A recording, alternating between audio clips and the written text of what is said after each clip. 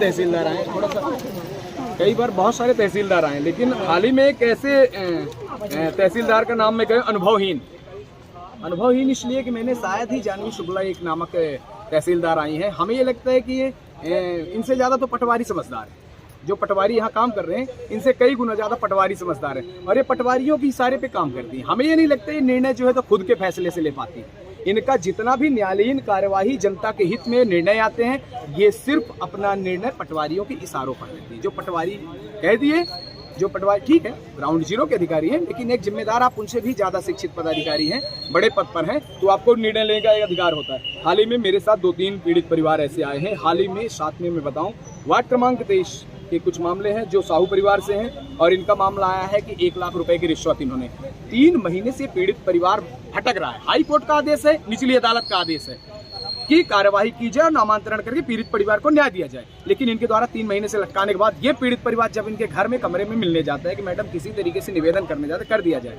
गरीब परिवार, इनके पास इतनी व्यवस्था नहीं, 1 लाख रुपए की डिमांड की गई, इनके द्वारा कहा जाता है, पीड़ित परिवार का आरोप है 1 लाख रुपए की मांग की गई हमसे, और मांग के उपरांत जो है तो पैसे अब यहाँ कहाँ से दे, वकील साहब बताए ऐसी सारी चीज। साथ में हमारे साथ ये पीड़ित परिवार कुछ वाही क्षेत्र के 30,000 रुपए इनसे लिया गया। पटवारी कौन है, क्या नाम? सुरेश प्रजापति। सुरेश प्रजापति को मैंने 3-4 बार फोन लगाया, फोन तो नहीं उठा।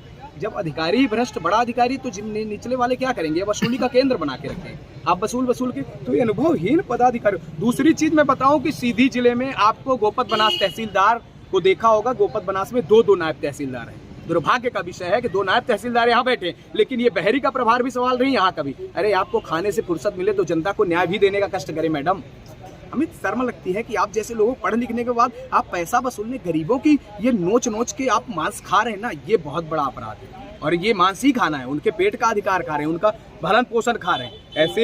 ऐसे अशिक्षित लोगों को हमारे हिसाब से समाज में या उस कुर्सी को बदनाम करने का अधिकार में, ऐसे को तो भगा देना चाहिए, ऐसे के ऊपर कार्रवाई करनी। अभी तो फिलहाल मैंने आवेदन दिया, आचार संहिता का मामला चल रहा है, चुनाव भी चल रहा है जैसा कि, और इसमें एक डिसिप्लिन तरीके से मैसेज दिया है, जैसे ही चुनाव खत्म होगा तो पिक्चर तो बनेगी और फाइनल में गेट पे बैठूंगा। इनके दफ्तर में मुझे ताला मारना पड़े, मुख्यालय में ताला मारना पड़े, मैं शांत नहीं बैठूंगा।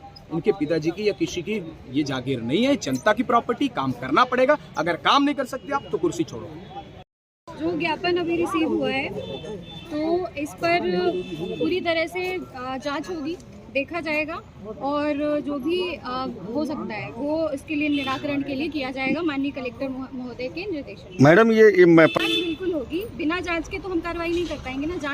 जांच शुरू होगी, उस पर जो है जितनी भी तरह के हम कर सकते हैं वो हम करेंगे। एक टीम गठित होगी, है ना, उसके बाद ही हम निर्णय कुछ ले सकते हैं।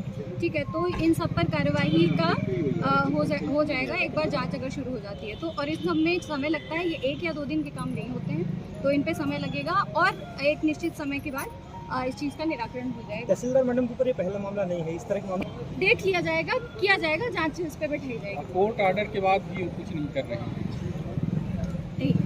हाई कोर्ट के आदेश का, हाई कोर्ट का भी आदेश है।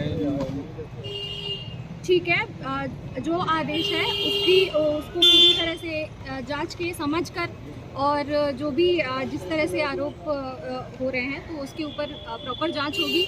एक जो समय सीमा है उसका तो हम उपयोग करेंगे ही, और उस समय सीमा के भीतर जो भी इसका निराकरण हो सकता है